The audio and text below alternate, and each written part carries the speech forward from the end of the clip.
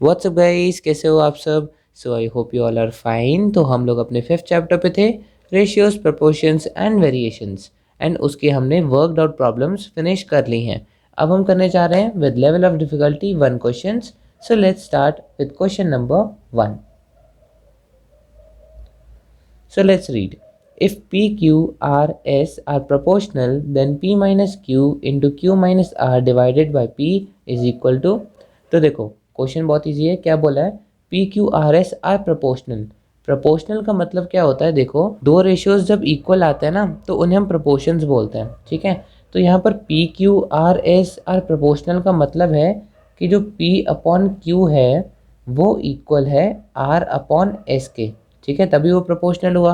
P upon Q का ratio is proportional to R upon S का ratio. Proportional means दो ratio का equal, ठीक है। तो इसे हम और कैसे लिख सकते हैं? PS is equal to QR, ठीक है। इसे अभी क्वेश्चन नंबर 1 हम लिख लेते हैं। अब इसको सॉल्व करना है। सो सेकेंड इक्वेशन क्या है? P minus Q multiplied by P minus R whole divided by P। तो इसे सॉल्व कर लो। P square minus P R minus Q P plus Q R, ठीक है। So whole divided by P. अब हम देखो इसे कैसे सॉल्व करेंगे। अब यहाँ पर सारे टर्म्स में पी है, सिवाय इसको छोड़ के। यहाँ पर क्यू आर है तो हम पी को कॉमन ले ही नहीं सकते, लेकिन हमें पता है, हमने यहाँ पर निकाला था कि क्यू आर जो है वो पी एस के इक्वल है, ठीक है।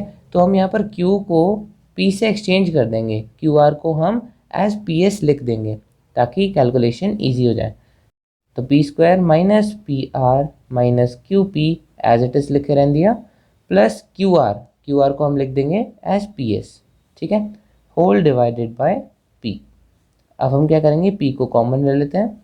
क्या बचेगा? P minus R minus Q plus S whole divided by P. So P से पी कैंसिल हो जाएगा एंड हमारा आंसर आ जाएगा P minus R minus Q plus S. तो देखते हैं यहाँ पर कौन सा आंसर है। Yes, this is option number B.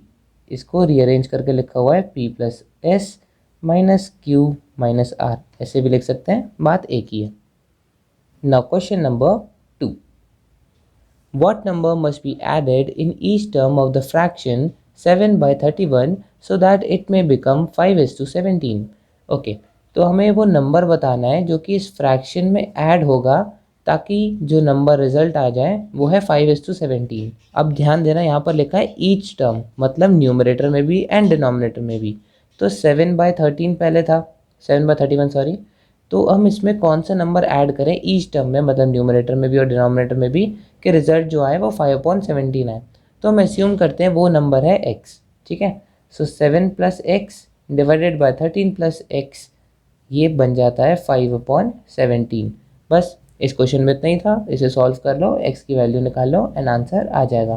So 17 times 7 is 119 plus 17x is equal to 31 times 5 is 155 plus 5x।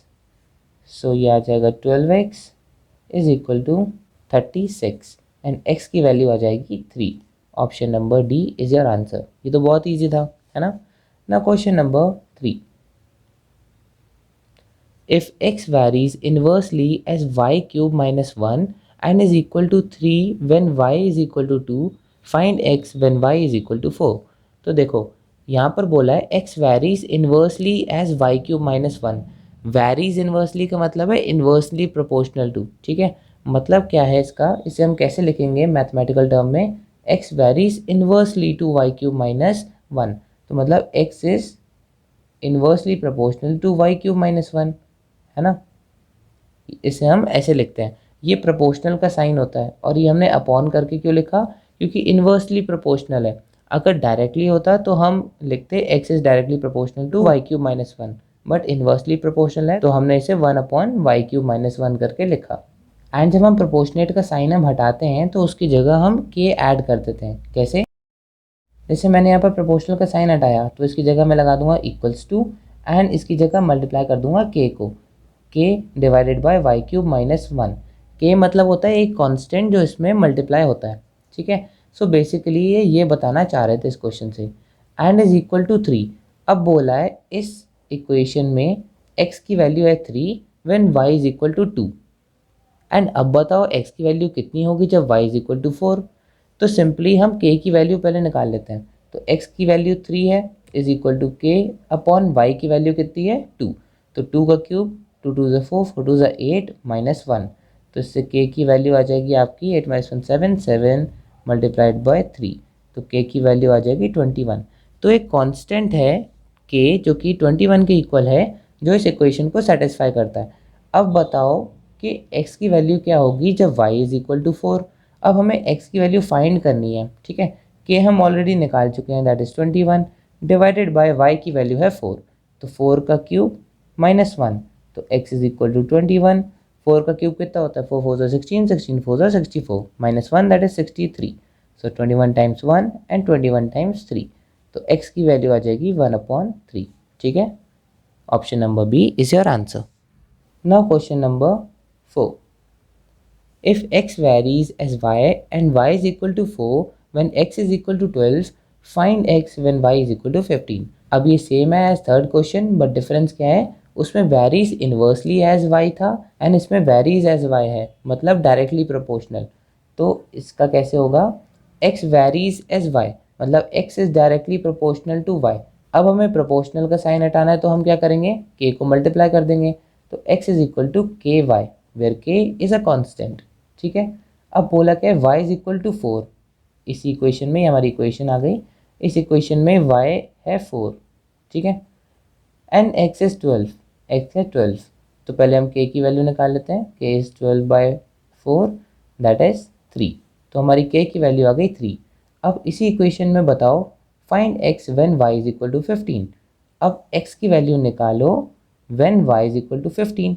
तो x इज इक्वल टू के वाई, के हमने निकाल लिया दैट इज 3 एंड y की वैल्यू है 15, ठीक है।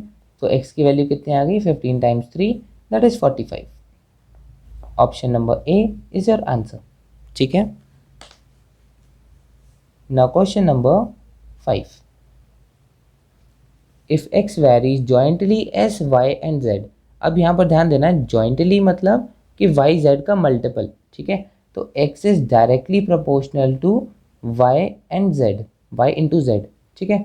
अब इसमें प्रोपोर्शनल का साइन हटाएंगे तो फिर से हम k ऐड कर देंगे, तो मतलब x is equal to k into y into z, ठीक है, तीनों मल्टीप्लाई में, and x is equal to 6। अब पहले से हम मार्क कर लेते हैं, ये हमारी इक्वेशन है। क्या बोला है, x is equal to 6 is equal to के, वाई की वैल्यू दे रखी है 3 एंड z की वैल्यू दे रखी है 2, ठीक है। सो इससे हम k की वैल्यू निकालेंगे, 6 डिवाइडेड बाई 6 दैट इज़ 1। तो k की वैल्यू आ गई हमारी 1, ठीक है।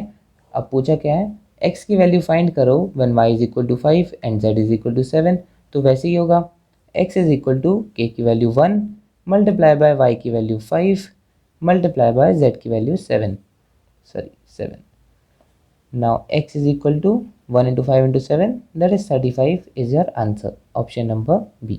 So these were the answers from 1 to 5. I hope आपके समझ में आया होगा। कोई भी दिक्कत हो तो उसे कमेंट सेक्शन में मेंशन कर देना, एंड अगर वीडियो अच्छी लगी so don't forget to like, share and subscribe to our channel, and thank you so much for watching.